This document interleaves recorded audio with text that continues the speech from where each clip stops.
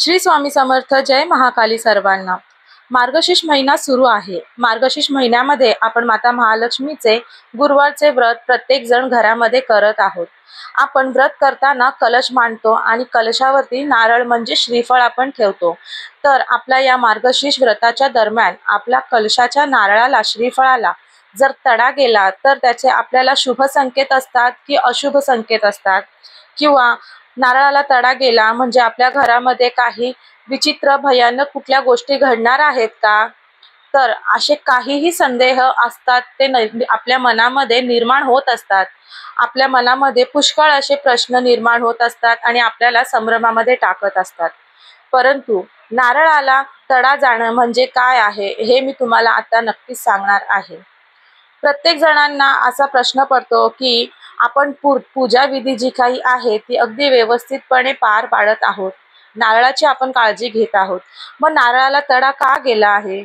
मग नारळाला तडा गेला म्हणजे माझी पूजा, मी जे काही व्रत केलेलं आहे ते देवाने, माता महालक्ष्मीने माझा स्वीकार केला नाही का?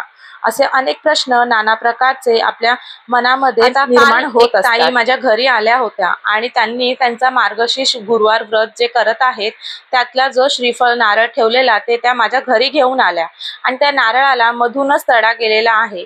तर त्या खूप चिंतित झालेल्या होत्या, काळजीत गेलेल्या होत्या की माझा नारळ हा तडा गेलेला आहे, मग माझ्या घरामध्ये काही अशुभ गोष्टी घडणार आहेत का? तर मी तुम्हाला इथे सांगू इच्छिते, नारळाला तडा जाणे म्हणजे काहीही शुभ अशुभ असे काहीही नसते. बघा, नारळ म्हणजे श्रीफळ हे माता महालक्ष्मीला अतिशय प्रिय असे आहे.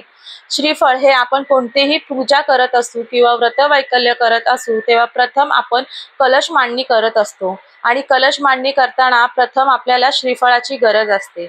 म्हणून कधीही आपल्या घरामध्ये किंवा कुठेही बाहेर ऑफिस असेल, बिझनेस असेल, शाळा, महाविद्यालय, कोणतेही काहीही असेल, स्वागत समारंभ असेल, तेथे देखील आपण कलश मांडणी करत असतो, कलश स्थापना करत असतो. म्हणून नारळाला अनन्यसाधारण असे धार्मिक तसे शास्त्रीय देखील महत्त्व तर आहेच. त्याचप्रमाणे नारळामध्ये ब्रह्म, विष्णू आणि महेश या त्रिदेवांचा वास देखील असतो.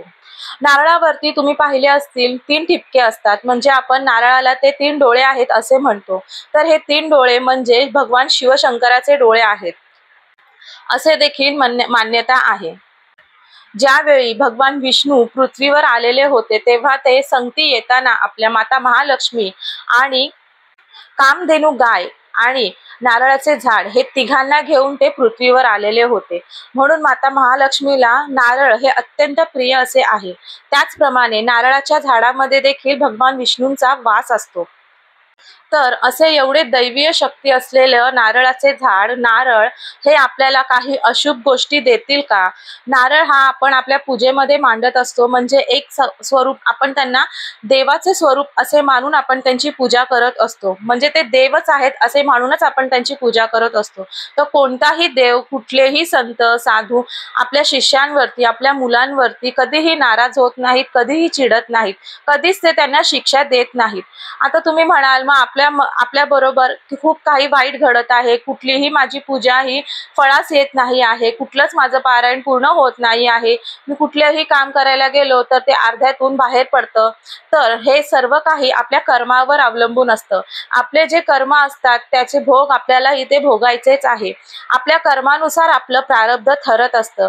परंतु तुम्ही जेव्हा स्वामींच्या सेवेत जाता किंवा देवाच्या सेवेमध्ये जाता, देवांच्या जेवढे तुम्ही पास जाता, त्यांचं नामस्मरण जेवढे करत असता, त्यांची सेवा जेवढी करत असता, तेवढेच तुमचं जे काही कर्माचं प्रारब्ध आहे, कर्माची जी चटके जे तुम्हाला लागणार असतात ते तुम्हाला अति कमी प्रमाणात येतात. म्हणजे तुम्हाला जे भोग आहेत ते भोगण्याची, सहन करण्याची शक्ती देखील त्याच्यामुळेच देव आपल्याला देत असतो आणि ते कर्माच्या प्रारब्धाची जी तीव्रता असते ती देखील कमी करण्यासाठी नक्कीच देव आपल्याला सहाय्य करत असतात. तर असे आपल्याला काहीही मनात आणायची गरज नाही की देव आपल्याला काहीतरी शिक्षा देतील किंवा असं घडलं आहे तर काहीतरी अशुभ होणार आहे, तर असं अजिबात नाही आहे. आपल्या नारळावरती, कलशावर ठेवलेल्या नारळाला जर तडा गेला तर याच्यामध्ये अशुभ असे काहीही नसते. जेव्हा तुम्हाला असे वाटते तर तुम्ही तो नारळ आहे तो लगेच आपल्याला चेंज करायचा असतो, परंतु तडा गेलेला नारळ ना आपल्या देवघरातल्या कलशावरती ठेवायचा आहे, नाही की आपल्या महालक्ष्मी व्रताच्या पूजेसाठी आपण जे कलश मांडतो त्याच्यावर आपल्याला हा नारळ ठेवायचा नाही। लगेचच आपल्याला नारळ हा चेंज करायचा आहे, आपल्या घरात तडा गेलेला नारळ हा ठेवायचा नाही। हा नारळ तुम्ही काय करू शकता, तुमच्या जर आजूबाजूला कुठे गार्डन वगैरे असेल तर नक्कीच तुम्ही तो नारळ त्या गार्डन मध्ये जाऊन माती उकरून खाली जमिनीमध्ये तो तुम्ही त्याला घालू शकता, गाडू शकता, म्हणजे त्याचं भविष्यामध्ये झाडामध्ये रूपांतरण होईल। त्याचप्रमाणे तुमचं जर शेत वगैरे असेल स्वतःचं तर तिथे देखील तो नारळ तुमच्या जमिनीमध्ये जाऊन तुम्ही तो नारळ दाबू शकता, किंवा तुम्ही तुमच्या बाहेर अंगणामध्ये कुंडीमध्ये हा नारळ लावू शकता। परंतु असं अजिबात आपल्या मनामध्ये आणायचं नाही की नारळाला तडा गेला आहे म्हणजे माझी पूजा ही सफल झाली नाही, माझे व्रत वैकल्य देवीने स्वीकार केलेले नाही, असं अजिबात मनात आणायचं नाही। फक्त त्यावेळी जर आपल्याला जेव्हा समजतं आपल्या नारळाला तडा गेलेला आहे तेव्हा आपल्याला देवासमोर उभं राहायचं आहे, देवाला बोलायचं आहे, माझी काही चुकी वगैरे झाली असेल तर मला क्षमा करा, माझ्याकडून न कळत काही चूक घडली असेल तर ती मला क्षमा करा, असं बोलून आपण आपलं मन देवांसमोर आपल्याला प्रकट करायचं आहे। त्याचप्रमाणे जर मार्गशीर्ष महिन्यामध्ये आता तुम्ही पाहत आहात आपल्या हवामानामध्ये क्लायमेटमध्ये देखील पुष्कळ असे चेंजेस होत आहेत, कधी ऊन येत आहे, कधी गरम होत आहे, तर कधी 2 दिवस झाले खूप कडाक्याची थंडी देखील पडलेली आहे। तर अशा क्लायमेटमुळे बदलत्या हवामानामुळे आपल्या ह्या नारळाला नक्कीच तडा जातो। तुम्ही दुकानामध्ये वगैरे देखील पाहिलं असेल, कुठे व्यापारी वगैरे किंवा छोटंसं दुकान वगैरे असेल तिथे जे नारळ विकायला ठेवतात त्या नारळ विकायला ठेवणाऱ्यांच्या भांड्यांमध्ये देखील आपण नक्कीच पाहिलेला असेल तिथे देखील नारळाला तडा गेलेला असतो। तर बाहेरच्या ह्या वेदरमुळे हवामानामुळे नक्कीच नारळाला तडा जातो, म्हणून नारळाला तडा गेला म्हणजे काही शुभ आणि अशुभ आहे असं ह्याच्यामध्ये काहीही तथ्य नाही। त्याचप्रमाणे मार्गशीर्ष व्रत आपण ज्या दिवशी गुरुवार पूजा मांडणी करतो आणि शुक्रवारी आपण उत्तर पूजा करून उद्यापन आपले उचलतो, तर उद्यापन उचलल्यानंतर आपण जो श्रीफळ नारळ ठेवलेला आहे तो नारळ आपल्याला एका छोट्याशा टोपामध्ये किंवा स्टील किंवा जर्मनच्या टोपामध्ये आपल्याला अगदीच अर्धा टोप पाणी भरायचं आहे आणि आपला जो नारळ आहे तो नारळ त्या टोपामध्ये आपल्याला ठेवायचा आहे, जेणेकरून आपल्या नारळाला ओलावा राहील, ओलावा मिळेल, पाण्याचा ओलावा मिळेल आणि तो तडा जाणार नाही।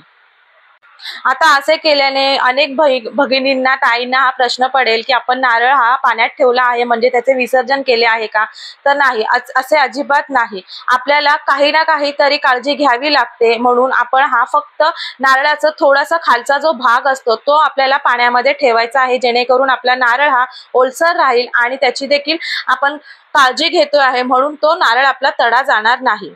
आपल्या मनामध्ये काहीही शुभ असे अशुभ शुभ असं काहीही येणार नाही, म्हणून आपण त्यातल्या त्यात थोडीशी ही ट्रिक वापरायची आहे आणि आपल्या नारळाची नक्कीच काळजी घ्यायची आहे। तुम्हाला हा व्हिडिओ आवडला असेल तर नक्कीच लाईक शेअर करा, कमेंट करा, नवीन असाल तर चॅनलला नक्कीच सबस्क्राईब करायला विसरू नका। श्री स्वामी समर्थ, जय महाकाली, नमस्कार।